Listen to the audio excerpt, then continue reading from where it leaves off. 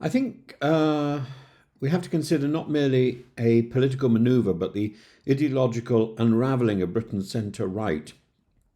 If Jacob Rees-Mogg, part dandy, part uh, throwback, part doctrinaire Tory, stands on the edge of what might be the most consequential decision of his an unexpected decision of his political life, whether or not he should defect to Reform UK. I must say this came as something of a blow, something of a surprise to me. It shouldn't have done, because when he talked about the recent success of Farage, he talked about it being a success for conservatism, for the broader definition of conservatism. The Conservative Party, as currently constituted, is clearly disintegrating under Kemi Badenoch. And the schism is not simply personal or tactical, but profoundly existential. This is about the collapse of one of the most long-lasting of political parties in the world. It's a party without purpose now, adrift between the managerialism of Kemi Badenoch, the completely lifeless, non-charismatic managerialism, and the red meat populism of Nigel Farage. And it's into this vacuum that Sir Jacob may stride, if perhaps more accurately mince, dressed in double-breasted certainty and lace-up nostalgia, deeply polished shoes.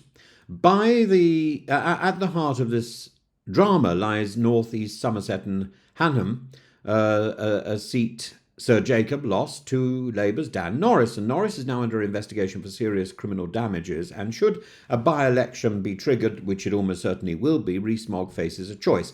As a Tory, he risks losing again. As a Reform candidate, party strategists suggest that he would win with a majority of over 20,000, a remarkable transformation from laughingstock to landslide.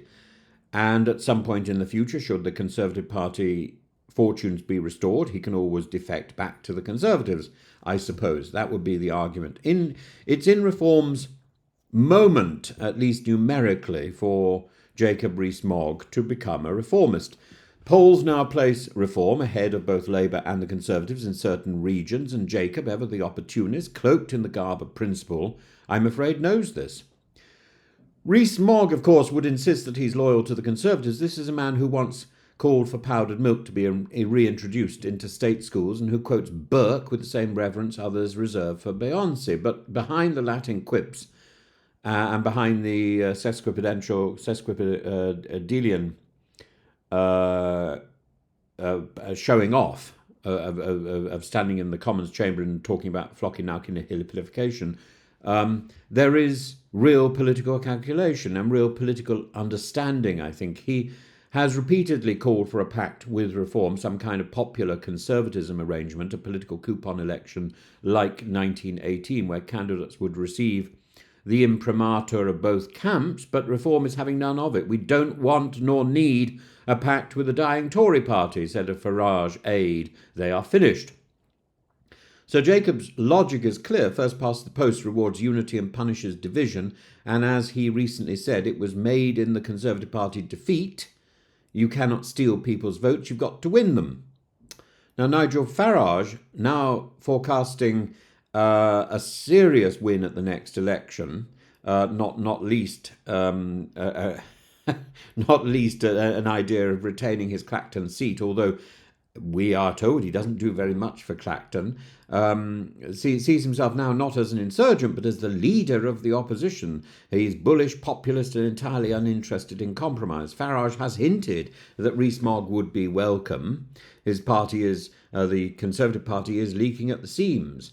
But so, for that matter, is Reform. Some candidates, some councillors, now having been elected in the 600 plus election glut last week, glorify Hitler or quote Mussolini in webinars. But Reform is swelling, just as the Conservatives is dying. And Rees-Mogg has called some of these candidates nutty, has said Reform lacks infrastructure to filter out really bad and ill-thought-through ideas, which, while accurate, may become irrelevant in the face of the raw electoral power if Reform can continue its present trajectory. Populism, after all, doesn't require polishing, it simply requires repeating. Meanwhile, Kemi Badenoch, the Conservative leader, is paralysed. She cannot out Farage. She cannot out Boris. She cannot even seem to find her footing in the culture war she has so ostensibly been hired to fight. And any move to replace her, as Ian Duncan Smith rightly notes, would render the Tories a national punchline again. There is a nostalgic flutter among some that Boris Johnson may return, and the Mail has been fluttering its eyelashes with just that suggestion, spurred on, no doubt, by Nadine Dorries. Ooh, rah, rah, rah, Boris! But polls even suggest he's the only Conservative who could outpoll Farage. But this is the sort of delusion only a profoundly underwitted person would seriously entertain. Boris Johnson was not expelled by his enemies, he was felled by his own contradictions. A comeback would be a symptom, not a cure. So, what does Jacob Rees-Mogg really want? He wants to be back in the Commons, he wants relevance, he wants, well, perhaps he needs a party that reflects his version of conservatism: low tax, high pomp, anti-ECHR, anti-net zero, and allergic to nuance. That party is not Kemi's Tories. It is increasingly, if embarrassingly, Reform UK. Whether he joins or not, his flirtation alone validates Reform's rise and further condemns the Conservative Party to fragmentation. That its chief high priest could dally with Reform is in itself shameful. Like an aging dowager trying to decide between social responsibility and the dangerous allure of a younger suitor, Rees Mogg's decision speaks volumes about the future of British conservatism. It doesn't matter whether he joins or whether he doesn't join. The flirtation alone is enough to drive a knife in the back of Kemi Badenoch and all she and her cronies stand for. This is not about one man, it's about the broader truth, that the right in British politics is not divided, it's disintegrating. And if Rees Mogg does jump ship, he will simply be the first grandee to acknowledge what so many already suspect. The realignment has already happened. The question is not whether the Tory party can be saved. The question is whether it still exists, and how many will jump to Reform and how many will jump to the Lib Dems. And at the moment, I think the Lib Dems is more poised to become His Majesty's loyal opposition than Reform, quite frankly.